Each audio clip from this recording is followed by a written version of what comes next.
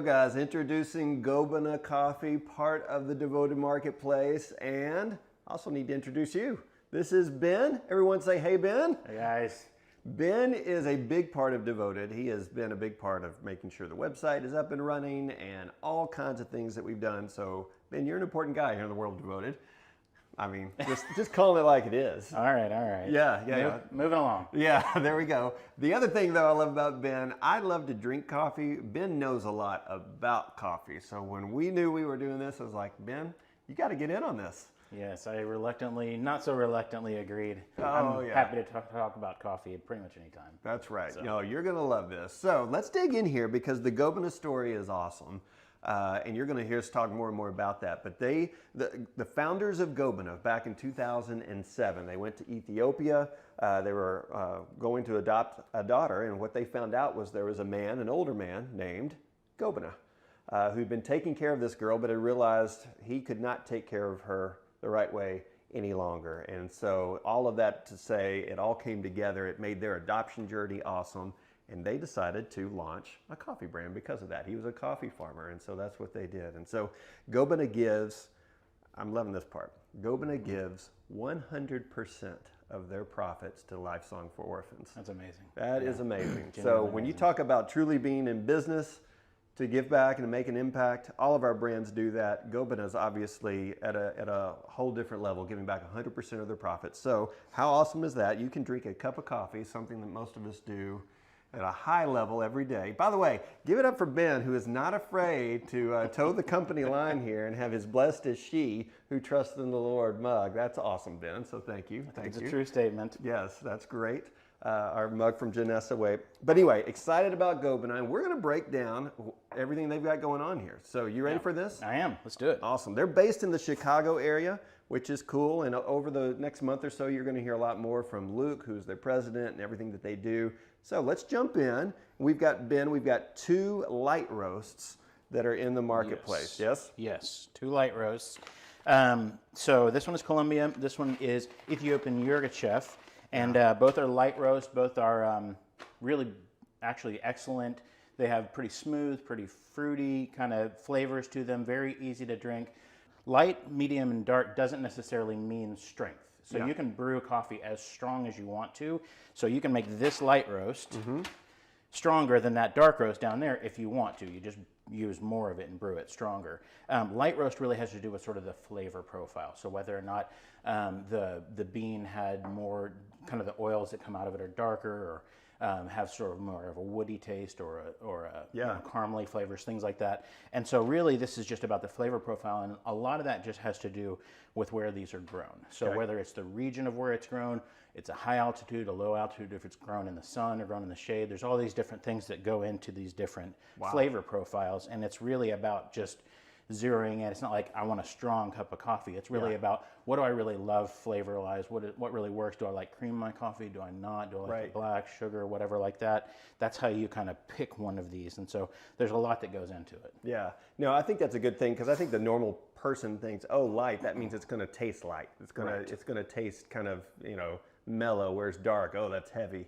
And it's not necessarily the case. As a matter of fact, correct me if I'm wrong here, but a light roast, all things considered, actually has a little bit more caffeine content because Luke told me this from Gobena, because it hasn't been roasted for as long, and therefore it still contains some of those, earlier, I guess, components. Exactly. If you will. Yeah, absolutely. So for those of you that only drink coffee for caffeine, you probably think you should be on the dark roast side, and it's like, hey, light roast might be. This is going to tune you up pretty good. So I am drinking. Let's start here because there's a reason to start here. Yes. It all started here. I'm drinking the Ethiopian, and it's Yirgacheffe. Yirgacheffe. Yep. So that's fun to say. All right. I'm drinking that. It's awesome. It is smooth.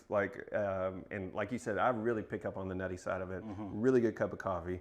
But tell us a little bit. I mean, Ethiopia is pretty special when it comes to coffee. Yeah. So actually, really cool story. It's amazing, actually, just sort of the synergy between Gobena's story and how it started in Ethiopia with a farmer, because coffee itself was originally discovered in Ethiopia by a goat herder named Kaldi. So so one day, this is back in the... I told you he geeked out on coffee, all right? So this is great. Yeah, so back in the 18th century, little while ago, Kaldi's chilling out in the plains with his goats, And one day he's, he's just like hanging out, and he's noticing that his goats are just kind of running around and jumping and doing it. And he's like, what's going on with these jokers? So he runs over and he looks at what's going on, and they found this bush with these red berries on it, and they've been eating these berries and they've been going crazy. So like any reasonable human, he goes, well, hey, I'm going to try some too. Starts popping a couple in, and sure enough, for the next couple hours, Caldy's high-stepping with the rest of the goats. And so he goes, man, this is great. I got to tell some people about this. Yeah. So he grabs a bunch of these berries, and he goes into town, and he goes to the spiritual leaders of their little village, and he goes, hey guys, you got to check this out. Look at what this is. And he said, you eat these beans, and then you just have all this energy, and you feel great, and all that. And they go, yeah, I know that's what you think, but actually, just evil spirit. That's what it is. Really? So, yeah. So they're like, no. This is an evil spirit. This isn't a good bean. And so they take all of his beans and they throw them in the fire, because you burn an evil spirit. Okay. So they throw them in the fire, and maybe 5-10 minutes later, this smell starts coming up from the fire, and they go, I'm not sure an evil spirit could smell like that. And so they they fish the beans out of the fire, and they grind them up and put them in some water, because that's how they normally make their like ceremonial drinks. And sure enough, coffee was born, and that was the beginning of it. Wow. Yeah, and no turning back. Okay, so the good thing is this is evil spirit free coffee. That's right. Right? There's certified. no evil spirits in here. I got to tell you, there's all kinds of things I thought might come up tonight, but high stepping it with the rest of the goats was not a phrase I thought I would hear. But that's okay. That's awesome. It's only going to go downhill from here. No, seriously, that's awesome. That is a great story. We all love coffee, and it's cool to see where it comes from. Yeah. So the Ethiopian, the Colombian. Colombia it's a great one. I've been drinking that probably for about the last year. Got a little hint of citrus to it. Yeah. Again, when we say these things too with coffee, I know there's some people like, oh yeah, I can pick up on that, and some are like, hey, just give me a cup of coffee and I know if it tastes good or not. Right. But again, these are great. Come in whole bean as well as ground, so make sure you're picking the one that you want. The Ethiopian is $16.99 a bag. The Colombian's $15.99 a bag. Most of these are in the $15.99 range. There's a couple that are take a little bit more to get going. The other thing too, and we'll get into this a little bit more as we go, but the Colombian is fair trade certified. Right. You want to share with everybody, we hear that tossed around, but what does that actually mean? Yeah, so fair trade's actually a really awesome deal. And one of the things I think is amazing about Gobena is, aside from the fact that everything, 100% of their proceeds go to, to this incredible cause, they didn't just stop there. So they also committed to doing as much fair trade as possible. And why that's important is because the coffee industry is like multi-billion-dollar industry. Yeah. And those billions of dollars were largely made on the backs of local farmers and workers who work all day, harvest all this coffee, and sell it in bulk to these major corporations for pennies a day. And they're just not, the working environment is terrible, and it's unsafe, and they're not being paid fairly and all that. And so fair trade is an organization, it's a movement really that said, hey, you know what, we think there's a better way. Yeah. And so they went and they got with all these organizations and all of these farmers and said, hey, look, we want you to grow the best coffee possible. Just put everything into it, premium, do everything that you can with that coffee. We want you to seed it, grow it, harvest it, and we want you to do it safely. We want you to take care of your people. We want you to make sure that the work environment is safe, that they're working the right amount of hours, they're being paid fair fairly, wage, all of this, that they're taken care of. And what we will do in exchange for that is we will pay you a premium for those beans to make sure that it is sustainable and something that you can count on, so that you can really build this up, and so that there's all these communities then that have built around this fair trade exchange of coffee. And really, coffee is one of those industries where this is critically important, because there's just such a high demand for coffee worldwide that it's a very, very ripe for abuse scenario with all of these people who don't necessarily have the leverage to say, no, we deserve to be paid more, we deserve to be taken care of better. But through a fair trade organization, they're able to actually do that, because they have the collective bargaining power to be able to have those higher standards. Wow, that's awesome. It's a seriously important thing. Yeah, and so what you're going to notice is most of Gobena's products are fair trade, and every once in a while it's not certified fair trade. That doesn't necessarily mean that all these bad things are happening. It just means they haven't, whoever they're working with there hasn't gone through the certification yet. Yeah. And so obviously they can't say that, but most of it is, and you'll actually see other vendors that we have in the marketplace, other brands are fair trade too. So we'll even talk about that a little bit more as we go. But those are, Ben, thank you, by the way. Like, I have learned so much already. So we've got a lot more to go here. So we've got our 2 light roasts, okay? That's what we've been talking about. Let's move over now to our medium roasts, okay? So there's a Peru medium roast and there's a Guatemalan. You're drinking the Guatemalan right now, right? Yes. And? So medium roast is kind of my sweet spot. I like the lighter roast. I do love dark roast, and every once in a while, like, I want to really, sort of a, especially like in the winter or around the holidays, I'll want like a Sumatra or something like that, just because it feels very holiday-ish to me. No idea why, but it nothing does. screams holidays like Sumatra. Yes. But across the board, if you're going to say just, hey, pick a coffee, usually this medium roast space is where I'm most comfortable. And it's what I like. It's got a nice blend of, it's kind of smoky still, but it's still a little bright and fruity. It's very drinkable and it's really pleasant.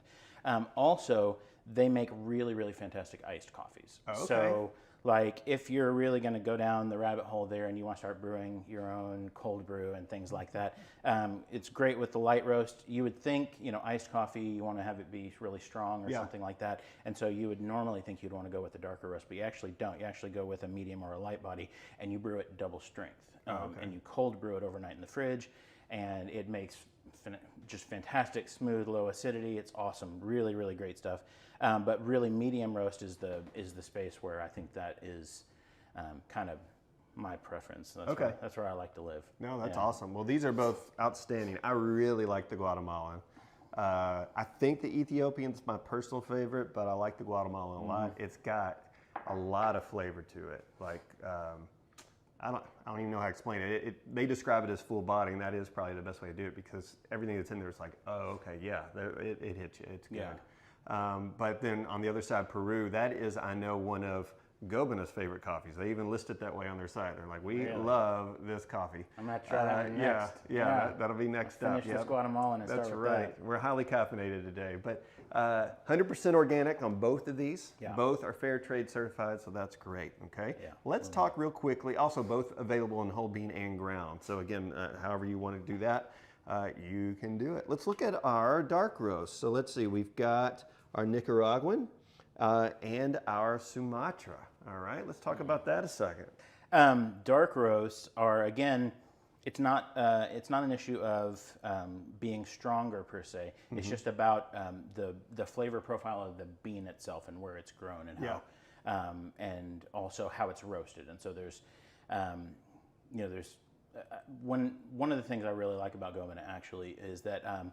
And you'll see this if you're reading anything on the website or whatever, is that they do small batch roasting. Right. So one of the things that I like about small batch and why that matters, especially in the cases of these beans, is because if you go through the process of harvesting these premium beans and then you dry them and you do this whole thing and then you go to roast them, if you're roasting, 10 million pounds of beans at a time because you're a huge corporation, then you're not really dialed into the specific needs of a particular bean. Yeah. You're just sort of creating this blanket approach where you just roast a whole bunch of it, pack it up and sell it, ship it to the supermarkets.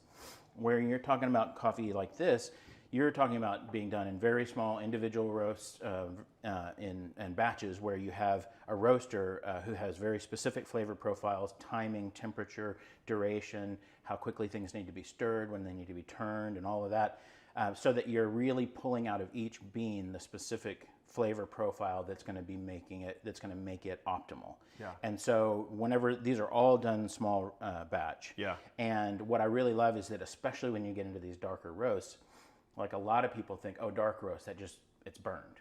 And so it's when you get to, the longer you roast it, the darker it gets. And so when you get to that end of the spectrum, it becomes a delicate process to where you go from like, hey, we've maximized what this bean can actually do and produce, what the oils can come out of it and all that, or you can cross that line and just be like, hey, we've charred the heck out of this thing, and it's just going to taste like burnt whatever cardboard. Yeah. And so doing these in small batches, you really have the sort of the premium experience of these kind of darker roast beans, where the way they were sourced and grown and then roasted brings out just the maximum flavor that you're going to get for those. Awesome. Yeah, no, that's great. And like a good example of that would be with the Nicaraguan. And we mentioned this on the website across the board, but this one just stood out to me.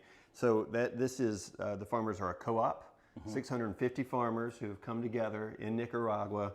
Small family farms. They've joined together and they go through the process and make some of the best coffee in Nicaragua, which is awesome. Yeah. And then obviously I love the Sumatra dark roast as well. So these are both, again, outstanding choices. The Sumatra is $16.99.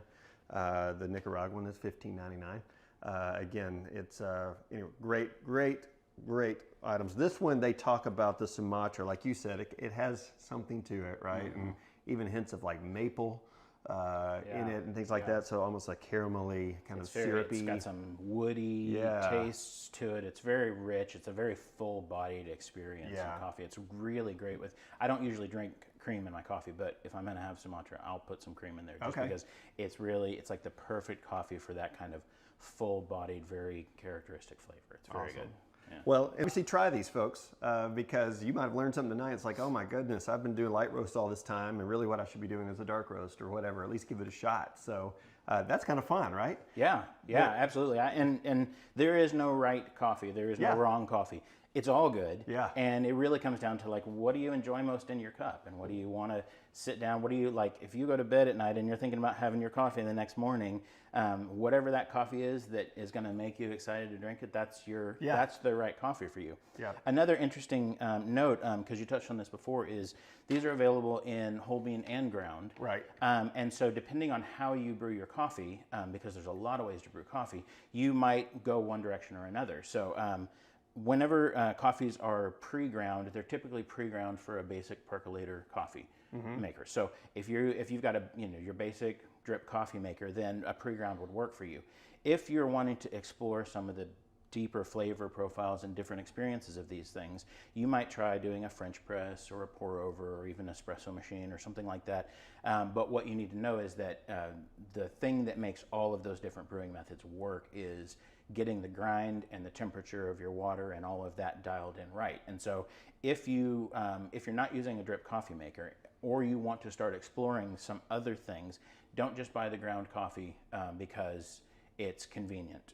I would say get a French press, buy a coffee grinder, even an inexpensive one, and watch a few videos on YouTube, and we'll be putting some up too, that show you how to do that, because you can really, how you brew coffee can make the experience of it completely different. And so you can pick any one of these coffees and brew it in a drip coffee maker, and it's going to taste great. But you can actually go and you can put it into a French press or a mocha pot or something like that, and what you're going to get is a completely different flavor profile, completely different experience, and you can really zero in on just like, hey, how do I love to experience this coffee, and what is, what are the different flavor options here? And so personally, I love French press. If I'm not drinking like espresso from an espresso machine, then French press is pretty much the only way I make coffee. Okay. And so I've tried several of these with my French press, and they're fantastic. Awesome. And so, and the beautiful thing is French presses are cheap, and little hand grinders are cheap. And so it's like, you can, even if you just want to explore and experiment with it, you can pick one up on Amazon or wherever so quickly and get that and really start to discover some variety in your coffee. Wow. We're going to have to run a promotion or something where it's like you get a night with Ben and like go through your coffee experience. All right. I'm up for tastings, almost always, yeah. Well, let's go through one more in this segment, Ben, and that is, believe it or not, there are people out there who will choose decaf coffee. I am actually a big fan of decaf. I am too. I'm giving it a hard time, but I am too, because I don't drink coffee just for the caffeine. I drink it for the flavor, and so sometimes I'm like, I don't need any more caffeine. Yes. This is a great, it comes in ground only. It's a great decaf choice, and it uses what's called Swiss water process. Yes. What in the world is that? Okay, so this is actually a pretty big deal, and I love decaf because like I love coffee, but I have officially reached the age where if I have coffee after about noon, I'm not sleeping. Okay. And so it's all pretty much contained in the morning for me. But sometimes I'm just really in the mood for coffee. And so decaf to the rescue. Yeah. This is what I have, and so I always have decaf available at home for just when that strikes my fancy. But Swiss water decaf is the only thing I'll drink. Okay. So the distinction here is when you decaffeinate. So caffeine is native to the coffee bean, obviously, because that's why the goats were going crazy. Right. High stepping, I believe is what they were doing. High stepping is what was going on with Kaldi and his goats. Yes. Whenever you extract the caffeine from this, again, like on a commercial level, when you go to get a big can of Folgers decaf, the way that that's done is that they actually just saturate the beans with several different chemicals, and those chemicals basically neutralize the caffeine. Generally speaking, there's still a little caffeine left in there. Right. But then they also they kind of neutralize the effect of the caffeine. But what you're getting is when you brew that decaf, you're also still getting those chemicals. Yeah. And so it's just like completely goes against everything that we know about flavor profile. It goes against everything that we know about, like safety and clean, right? And just like the organic process, forget it. Doesn't even matter there. So, and for the most part, like if you were to talk to someone who does that style of decaf, they'd say, no, we pull all those chemicals out. But it's been pretty well established that that's not the case. Okay. What Swiss water does is they actually use, there's an organization that does the Swiss water decaf process. Mm-hmm. And they actually use just purified water and an enzyme, which they soak the green pre-roasted beans in this enzyme for something like 24 hours, and the enzyme pulls the caffeine out and binds with it, and they literally filter it off and then dry the beans back, and all of the oils that were pulled out with that reabsorb into the beans. But they have found that they can get up to 99.8% decaf consistently. So those beans are genuinely fully decaf, but there's no chemicals in the process. You don't lose, there's nothing left in the bean, and you don't even lose the oil. So when you go to roast decaf, that's a Swiss water decaf coffee bean, you are not sacrificing the nuance of the individual beans and all of the oils and things that are native to that bean. You're not sacrificing that the way you are with a typical commercial decaf, where a lot of times in the commercial space, because those beans have been stripped and chemicalized and all that, they have to go spray artificial coffee flavor on it to make it taste like coffee again, which is just a terrible plan across the board. None of us are signing up for that. Big fan of the Swiss water process. This is the only way to go if you're going to do it. And so, this is a really great option for decaf. So we've got it. Those are really our core, what I would call the core coffees, right? A light roast, medium roast, dark roast, and then the decaf. Mm-hmm. Which, by the way, Ben, thank you for walking us through that. Oh my gosh, did we pick the right guy or what? That was amazing. Now we're going to switch over. Coming right up, we're going to talk about some of the flavored blends that we have available from Gobena. All right.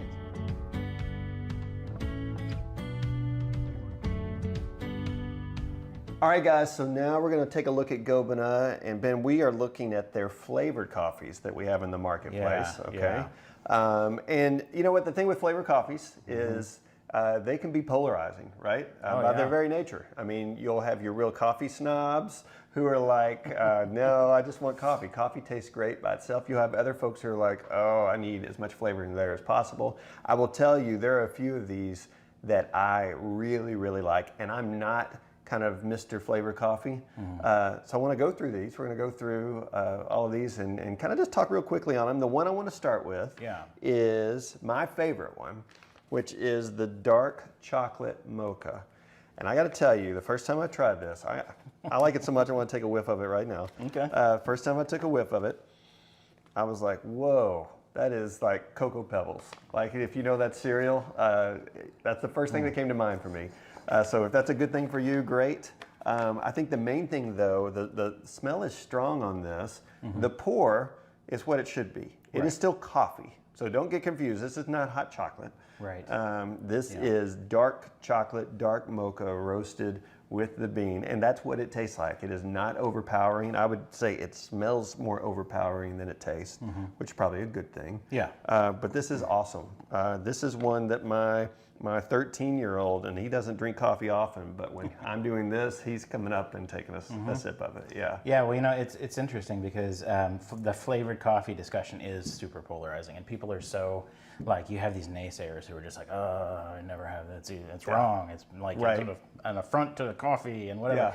Yeah. You know what? Coffee, if at all, if it's not utilitarian, then it needs to be fun. Okay, so if you're not just drinking it because you can't get out of bed and you need some caffeine, then you need to be enjoying it. And so if you enjoy it, like I said about the other coffees, if you enjoy it in the morning, then that's the right coffee for you. And that includes flavored coffees. And so I'm not a big flavored coffee person because I really do like the profile. You like the of flavor the of beans, coffee. and I really get into that. But I'm also not against it at all. And especially like for me around the holidays, I'll do, we'll go out and we'll get some specialty drinks with the kids, and we'll do things like that. And sometimes, we'll have a family meal around, and we'll do one of these kind of flavored coffees. And there's some really great, there's some really great flavors here. And so it's cool too the way that the flavors are done. So just quick primer on how this works. There we go. Basically, when you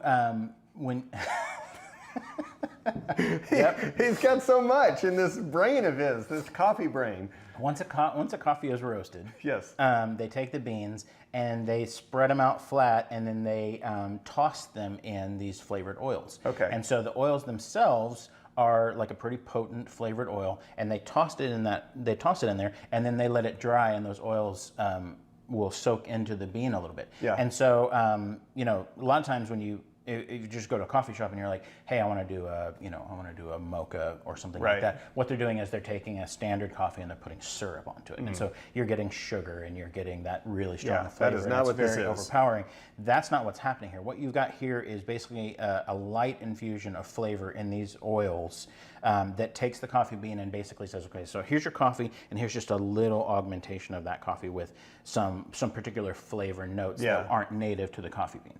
And so this is not like, these aren't sweet unless you put a bunch of sugar in them. These aren't going to taste like, hey, I just drank, hot chocolate, like you said, until, unless you put a bunch of like chocolate syrup in it. That's not what it's going to taste like. This is going to taste like coffee that just sort of has an essence and almost more of an aroma to it that is one of these unique flavors. And so there's nothing wrong with that in my book. No, not at all. And I'll tell you, so in the devoted world, it's the flavored coffees that seem to sell the best. They're loving it. The Southern Pecan, this one is great. Southern Pecan's it's gotten really popular over the last few years. And this is a great one. I'm going to open it up. I got to take a whiff of these. Let's do that.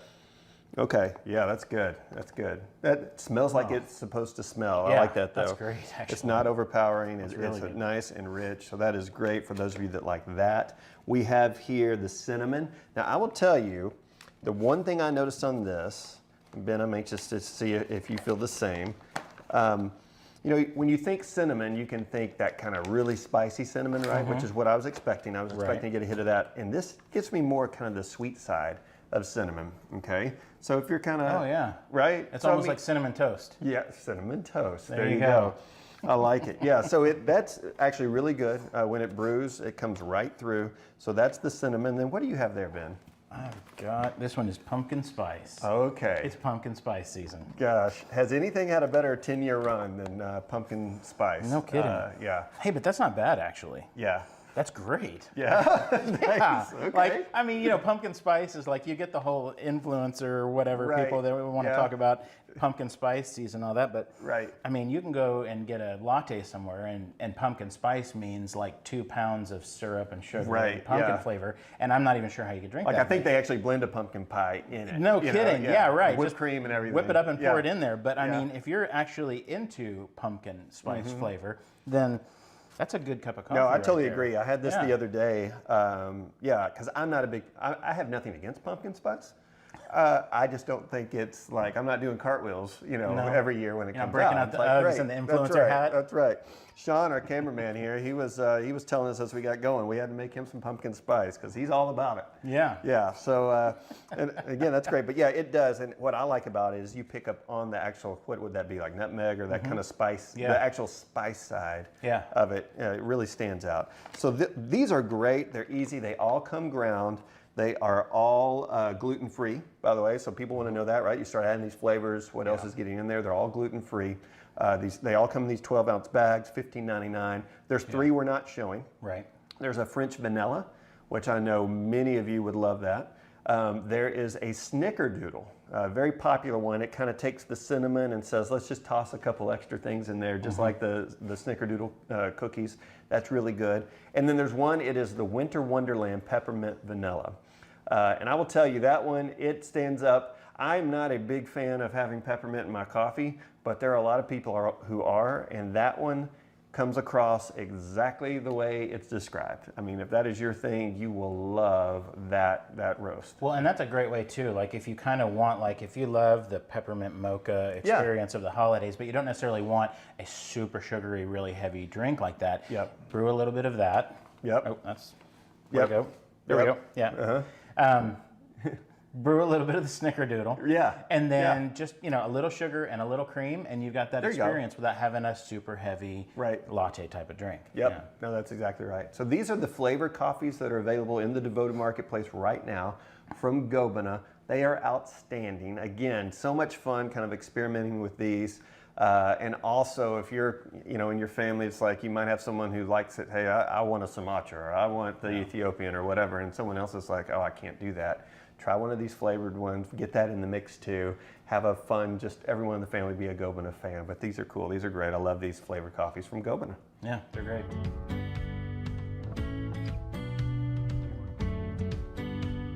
All right, we are back, and we are back to talk about something, Ben. If we're going to talk about coffee these days, you've got to make sure you're talking about K-cups. All right, yeah. They are around. There are some people.